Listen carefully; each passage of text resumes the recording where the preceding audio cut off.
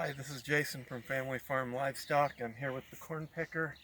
We're pretty much done picking corn. We were kind of in a rush getting it done during the frozen ground time, so we didn't get a time to explain the parts while we were operating it, but I thought I'd go over that with you today. To start out, you've just got your PTO shaft, your hitch, your hydraulic cylinder. The hydraulic cylinder raises and lowers the head. The PTO shaft drives the unit. That's pretty standard stuff. Then we go to the head. Ours is a 2-row narrow, which means that 28 to 32, 34 inch rows. We have 30-inch rows. I picked 38-inch rows with this, but the stalks better be kind of green or moist to squeeze in, and it still does a really nice job, but you're taking a chance if your corn gets brittle and starts going down. This year we were fortunate to be able to leave the head all the way up for pretty near all the picking. The ears were high. None of it last year. Corn was down. We had to replace one of the snouts. Some of the others got kind of mangled up in the process, hitting frozen rocks, running it really low. And then into the workings in the head. These are the gathering chains. These pull the stalk in, basically grab them and guide them to the husking or snapping rolls.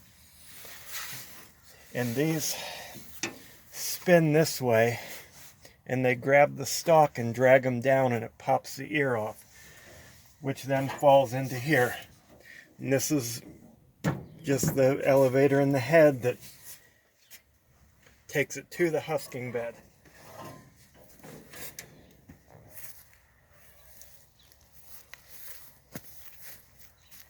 Which over here is underneath the husking bed. It's basically just a web that all the husks coming out of the husking bed falls down onto this, and it takes it outside the machine and drops it off. Up here, I don't know what it's called, but it's if stalks are breaking off, a lot of them, that grabs them and shoots them out the top. Like last year it got used a lot. This year I don't think I saw any go through it. And this is, next part's the husking bed. These are rollers that turn super fast, and the outside ones of this is a 12-row roll husking bed.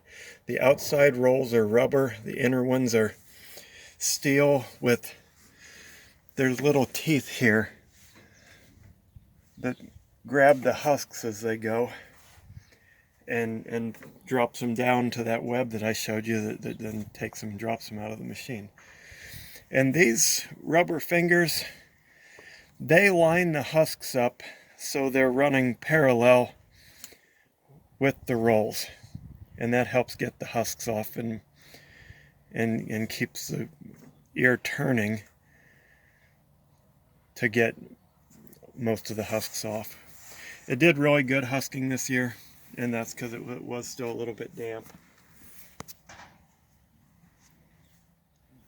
And then there's this blower. We ran without the blower because the belt came off, and we couldn't get one to stay on. I think it's because this sprocket here or pulley is cracked. I'm not quite sure what it does. It obviously blows air across the husking bed, but we seem to do okay in all other respects without it running. And then once it comes off the husking bed, it goes into the elevator here that takes it up and drops it on the wagon. Now what we have here attached to this string that runs up to the seat of the tractor is as you're turning a corner, your elevator will swing to the side of the wagon, and this lever here, it works a gear down here that kicks in and out that shuts off the elevator to the wagon. That way when you're turning the corner, you shut it off. There was some corn we got into that we were on going downhill that it's nice to stay straight, let the elevator clear out for 30 seconds or a minute, and then shut it off, because it's hard on it to start it up when the elevator's full of corn. But that pretty much goes over the basics. This is a new idea. There's differences even amongst the new ideas and the internationals and the John Deeres, but they're basically all do the same thing, maybe in just a different form.